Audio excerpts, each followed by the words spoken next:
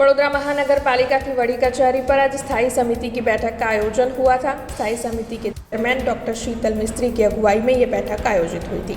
इस बैठक के तहत विभिन्न मुद्दों पर चर्चाएं की गई थी। वैसे इस बैठक के तहत 16 कार्यों को मंजूरी के लिए रखवाया गया था, जिसमें से 15 कार्यों को मंजूर कर एक कार्य स्थगित रखा गया था। अब कौन कौन से कार्य आज की स्थायी समिति की बैठक में मंजूर हुए हैं, इस बारे में खुद स्थायी समिति के चेयरमैन डॉक्टर शीतल मिस्त्री ने ज्यादा जानकारी दी है। आज बैठक में 15 रेग्युलर प्रपोजल और एक વધારાની પ્રપોઝલ મૂકવામાં આવી હતી। એમાંથી એક કામ મુલતવી રહ્યું છે, 3 ફેરફાર સાથે મંજૂર કરવામાં આવે છે।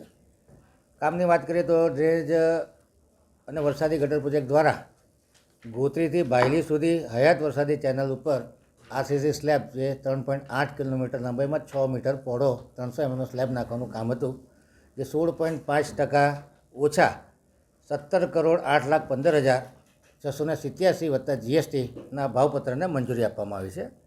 એવી જ રીતે એસઆર પેટ્રોલ પંપથી રાજપથ કોમ્પ્લેક્સથી ભાયલી સ્મશાનથી શ્યામલ પાર્કથી તાલુકા પેલેસ સ્ટેશન થઈને ભાયલી ગેટ સુધીની વરસાદી ગટર 13.26%ના ઓછા ભાવે 1,32,06,458ના ભાવપત્રને મંજૂરી આપવામાં આવી છે।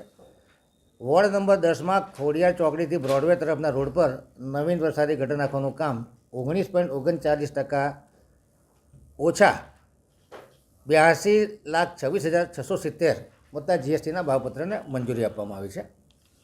વોર્ડ નંબર 17માં દંતેશ્વર વિસ્તારના ભરવાડવાસમાં ડ્રેનેજ નળિકા નાખવાના કામને 9.5% ઓછા અને 37,55,000ના કામને મંજૂરી આપવામાં આવી છે।